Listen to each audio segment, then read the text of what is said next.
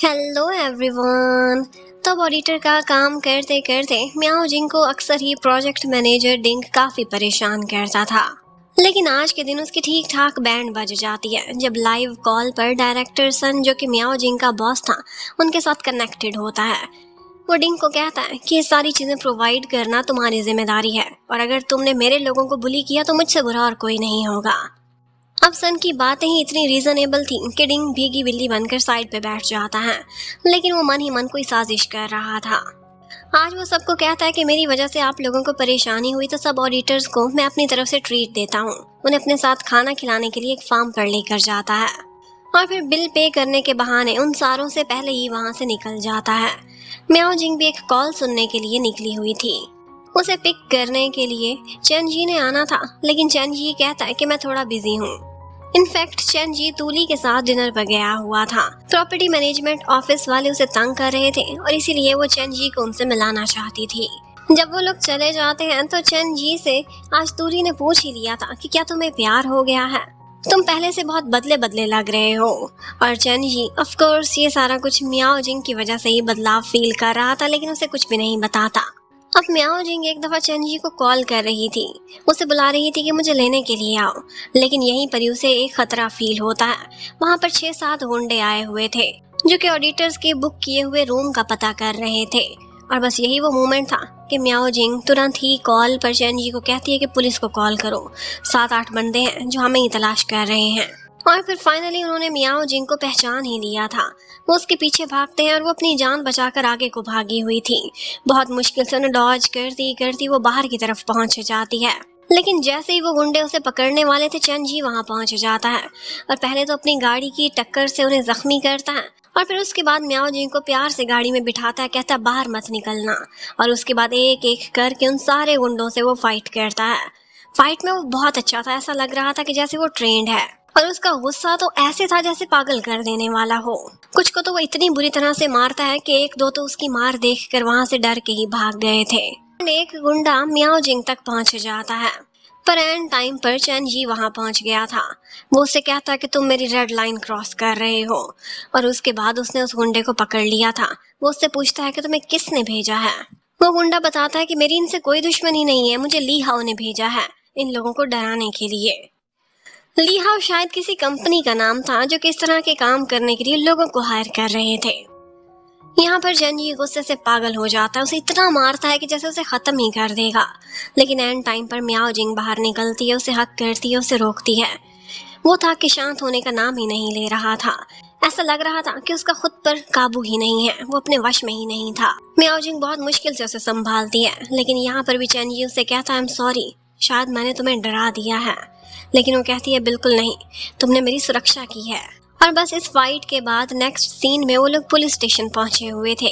यहाँ ऑफिसर जाओ था जो चैन जी को काफी डांट रहा था, लेकिन चैन जी उससे बहुत बदतमीजी से बात कर रहा था। दूसरा ऑफिसर कहता है कि जाओ तुमसे इसलिए बात कर रहा है इस तरह से क्योंकि तुम उसके लिए स्पेशल हो, वो तुम्हें एक फैमिली की तरह समझता है। और वाकई ऐसा ही था।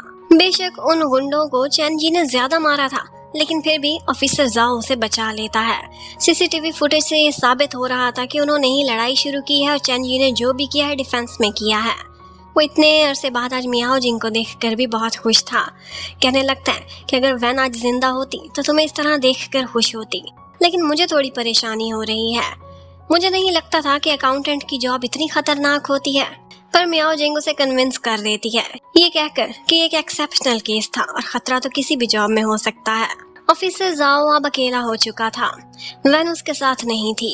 वो उसकी फोटो को देखकर अक्सर उसे याद करता था, लेकिन उसकी डेथ कैसे हुई ये तो हमें अभी पता नहीं चलता। जबकि उधर म्याओ जिंग और चैन जी दोनों घर वापस जा रहे थे। चैन जी बिल्कुल खामोश था। घर के रास्ते में अचानक से वो फट पड़ता है और म्याओ जिंग से कहता है कि छोड़ दो ये जॉब, तुम एक चार्टर्ड अकाउंटेंट हो, तुम्हें कहीं भी अच्छी जॉब मिल सकती है, तुम ऑडिटर का काम ही क्यों कर रही हो, इसमें कितना खतरा है। आज तो मैं आ गया, वरना कोई और तुम्हारी सुरक्षा कैसे करेगा। लेकिन म्याओ जिंग को भी बहुत गुस्सा था। वो कहने लगती है कि तुमने 6 साल पहले मेरे साथ धोखा किया था, मुझे अकेला छोड़ दिया था, हाई चंग सिटी में भेज दिया था, मेरे मेरिट को भी चेंज कराया था। मैंने कौन सी फील्ड चूज करनी है तुमने चेंज कराई थी। अब क्या मुझे मेरी मन मर्जी से जॉब भी नहीं करने दोगे? मैं जिंदगी तुम्हारे इशारों पर जीऊंगी क्या? वो बोलता है मैं खतरे की वजह से कह रहा हूँ। तो मियाओ जिंग कहती है खतरा तो जैंग के साथ काम करने में भी है, तो तुमने ये खतरा क्यों मोल लिया। वो बोलता है तुम छोड़ सकती हो, तुम्हारे पास चॉइस है, मेरे पास नहीं थी। मियाओ जिंग कहती है कि तुम कायर हो, उसको छोड़ने में भी कायर हो और अपने प्यार का इजहार करने में भी। मैं तुम्हें डेयर देती हूँ, क्या तुम अपनी फीलिंग्स कन्फेस कर सकते हो? क्या इतनी हिम्मत है तुम में? उसे लगा था कि ये नहीं कर पाएगा, लेकिन वो उसे रोकता है और फिर उसे किस कर लेता है। मियाओ जिंग तो एकदम सरप्राइज्ड रह गई थी और फिर उसके बाद वो उससे कहता है मुझे थोड़ा समय और दे दो, मैं सब कुछ ठीक करने की कोशिश करूंगा। अब नेक्स्ट डे उसके बिलियर्ड हॉल में ऑफिसर जाओ आता है। वो उसके हाथ पर पट्टी भी बांधने में हेल्प करता है और साथ ही साथ उससे कहता है कि तुम कितने अरसे से काउंसलिंग लेने के लिए नहीं आए हो। चेंजी कहता है मैं आऊंगा भी नहीं अब, लेकिन ऑफिसर जाओ को उसकी बहुत फिक्र हो रही थी। वो उसे ब्लैकमेल करने के लिए कहता है ठीक है, फिर मैं तुम्हारा सारा का सारा राज मियाओ जिंग को बता दूंगा, वो खुद तुम्हें काउंसलिंग के लिए लेकर आएगी। ये सुनते ही वो परेशान हो जाता है और बस इतने में ही ऊपर से मियाओ जिंग भी आ जाती है, जो चेंजी के लिए खाना लेकर आई थी और ऑफिसर जाओ को भी अपने साथ इनवाइट कर लेती है। चेंजी को तो बस यही पड़ी थी कि मियाओ जिंग के सामने वो उसके कोई साइकोलॉजिकल इशू का नाम ना ले दे, इसीलिए वो अच्छा बच्चा बनकर ऑफिसर जाओ की हर बात मान रहा था। इन दी एंड ऑफिसर जाओ इमरजेंसी के केस में जल्दी से वहां से निकल जाते और खाना भी नहीं खा पाते, लेकिन मियाओ जिंग के वहां से चले जाने के बाद वो वापस आते हैं और चेंजी को अपने साथ लेकर खुद काउंसलिंग के लिए जाते हैं। उसकी ये काउंसलिंग पुलिस स्टेशन में ही होती थी। उसको ये फैसिलिटी इस वजह से मिली थी क्योंकि उसने किसी बड़े क्राइम के खिलाफ रिपोर्ट किया था। चेंजी कहता है कि सारा टाइम उस पुराने समय को याद करना हाइप्नोसिस के बीच मेरे लिए बहुत मुश्किल हो जाता है। मैं वो सब दोबारा फेस करता हूँ, मुझे वो झेलना पसंद नहीं है। लेकिन ऑफिसर जाओ का कहना था कि ये सारा कुछ तुम्हारे डिसेंसिटाइजेशन के लिए बहुत ज़रूरी है। अब ना चाहते हुए भी चेंजी को वही सेशन लेने पड़ते हैं जिसमें उसे याद आता है कि उसे 3 साल पहले कहीं और ले जाया गया था और वहाँ पर उसे अंडरवर्ल्ड में फाइटिंग कराई जाती थी। वो जिंदगी और मौत की जंग लड़ता था। वो सारा समय उसकी जिंदगी एक टॉर्चर बनकर रह गई थी। ये सारी फीलिंग्स उसे दोबारा आती हैं और फिर से सफर करता है, लेकिन हाइप्नोसिस के बीच उसे एक अच्छी याद करने को कहा जाता है, तो बस उसे मियाओ जिंग का ही चेहरा नजर आता है और वो वापस उसकी जिंदगी में आ चुकी थी। इससे बड़ी खुशी और क्या हो सकती थी। ऑफिसर जाओ को रात का खाना देने के लिए मियाओ जिंग खुद आती है और आज उसने देख लिया था कि काउंसलिंग रूम में चेंजी गया हुआ है। वो ऑफिसर जाओ के पास आती है, बहाने बहाने से उसे पूछने की भी कोशिश करती है, लेकिन वो कहता है कि अगर चेंजी ने ये राज खुद बताने होते तो तुम्हें बता चुका होता और उसकी मर्जी के बगैर मैं नहीं बताऊंगा। मियाओ जिंग को इतना अंदाजा जरूर हो चुका था कि चेंजी सफर कर रहा है और वो उसकी इस सफरिंग में उसकी हेल्प करना चाहती थी, इसीलिए आज उसे बचपन की तरह से लॉलीपॉप देती थी। जब भी वो जख्मी होता वो उसे यही गिफ्ट दे दिया करती थी। चेंजी को अच्छा लगता है, लेकिन फिर भी वो उसे चाइल्डिश बोलकर साथ चल पड़ता है। उधर साइकेट्रिस्ट आज ऑफिसर जाओ के पास आता है और कहने लगता है कि चेंजी में बहुत बेहतरी आई है। मुझे लगता है कि कुछ ही महीने में हम अपना टारगेट अचीव कर लेंगे। और साथ ही साथ हाइप्नोसिस के बीच उन्होंने फील किया था कि चेंजी क्या किसी को डेट कर रहा है। अगर ऐसा है तो बहुत अच्छी बात है, उसकी लोनली लाइफ में कोई लड़की आ गई है। और बस ये सुनते ही ऑफिसर जाओ को समझ आ जाती है कि उन दोनों का इतने सालों पुराना प्यार आज भी वैसे ही जिंदा है। अब चेंजी और मियाओ जिंग दोनों इकट्ठे जा रहे थे। मियाओ जिंग बस चेंजी का साथ देना चाहती थी क्योंकि उसने भी हर मुसीबत में हमेशा उसका साथ दिया था। और इसके साथ ही हमें दिखाते हैं कि नेक्स्ट डे चेंजी फिशिंग करने के लिए मिस्टर जैंग के साथ बैठा हुआ था। मिस्टर जैंग फिश का नाम लेकर एक बहाना करता है और कहने लगता है कि जब मेरे ही ट्रेन किए हुए लोग मेरे सामने स्मार्टनेस दिखाने लगते हैं तो मुझे बहुत बुरा फील होता है। शायद इशारों इशारों में ये सारा कुछ वो चेंजी के लिए ही कह रहा था। उधर मियाओ जिंग आज फिर से बो के पास आती है और उससे पूछने की कोशिश करती है कि आखिर चेंजी के साथ हुआ क्या था। उसने ना सिर्फ बो से पूछने की कोशिश की थी बल्कि योंग को भी साइड पे डरा धमका कर सारा राज जानने की ट्राई की हुई थी, लेकिन लगता है कि किसी ने भी जुबान नहीं खोली। उधर जैंग आज चेंजी को एक फोटो देता है और कहता है कि शायद ये बंदा मुझे बॉदर कर रहा है।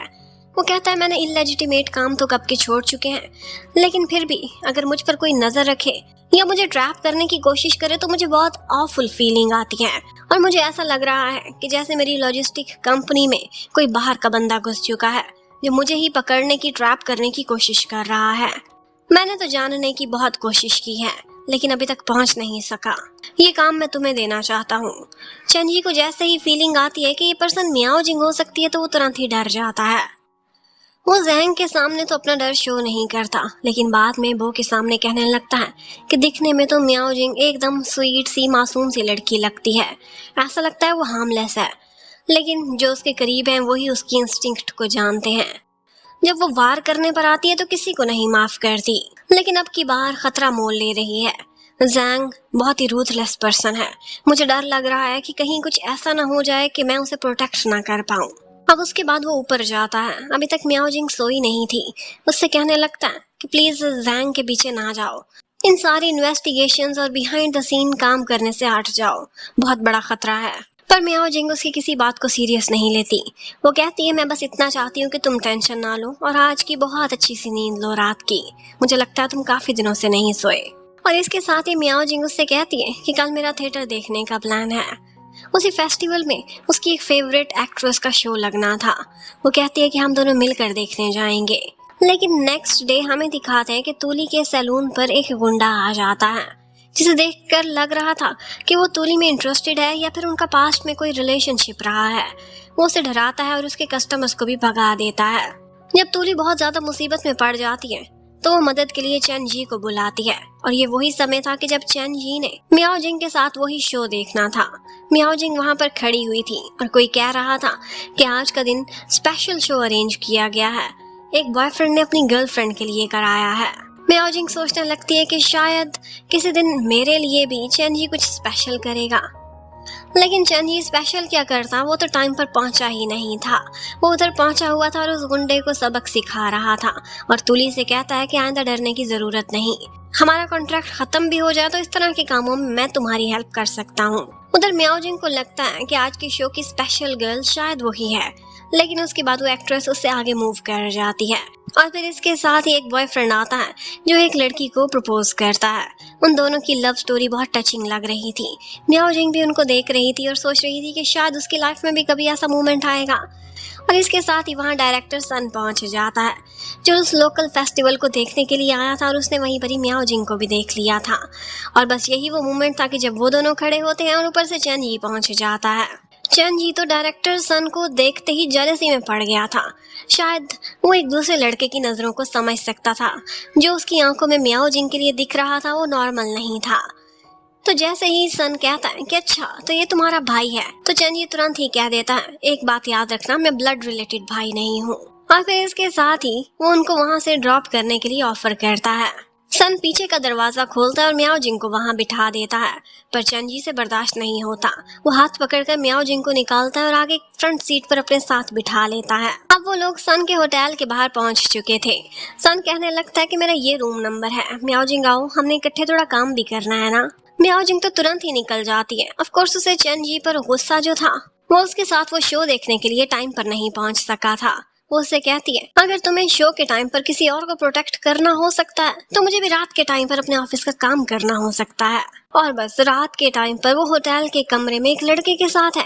यही ख्याल चेन जी को रेस्टलेस कर रहा था। वो बाहर खड़ा होना चाहता था पर खड़ा भी नहीं हो पा रहा था। उसे रूम नंबर पता चल गया था तो तुरंत ही ऊपर जाकर बेल्स देने लगता है। मियाओ जिंग निकलती है और सन को भी साफ नजर आ रहा था कि इस टाइम पर चेन जी कितना जेलस है। अभी आधा घंटा भी नहीं हुआ था। वो उसे कहने लगता है कि मैं तुम्हें लेने के लिए आया हूँ, घर पर तुम्हारे लिए सूप बना है। और बस किसी न किसी तरह जबरदस्ती मियाओ जिंग को ले ही जाता है। मियाओ जिंग को भी कहीं न कहीं चेन जी का इसी तरह से पॉजेसिव होना बहुत अच्छा लग रहा था। अब मियाओ जिंग अपने ऑफिस के काम में काफी बिजी रहती थी। प्रोजेक्ट मैनेजर डिंग के ऊपर कोई डायरेक्ट शक तो नहीं था, इसलिए वो उसके साथ भी बिल्कुल नॉर्मली बिहेव कर रहे थे। अब नेक्स्ट डे डायरेक्टर सन जैसे ही ऑफिस में आता है तो उसने अपने सारी टीम के लिए कोई ना कोई स्पेशल गिफ्ट लिया हुआ था, और उनमें से सबसे स्पेशल गिफ्ट तो मियाओ जिंग के लिए लेकर आया था। अब उसके बाद वो लोग काम पर लग जाते हैं। मियाओ जिंग और डिंग को वो बुलाता है और उसके बाद डिंग की ठीक ठाक क्लास भी लगाता है। कुछ डॉक्यूमेंट्स चाहिए थे जो कि मियाओ जिंग ने कहीं से लाकर अरेंज किए थे और डिंग नहीं ला सका था। जबकि उधर चेन जी को तो सुकून ही नहीं आ रहा था। लगता है कि उसकी तो नींद ही उड़ गई थी ये सोच सोच कर कि जब से डायरेक्टर सन उसके सामने मियाओ जिंग को अप्रोच करने की कोशिश कर रहा था। अब जैसे ही छुट्टी का टाइम होता है उसे टाइमिंग पता थी और वो मियाओ जिंग के ऑफिस के सामने जाकर खड़ा हो जाता है। वो सन के साथ बाहर निकल रही थी।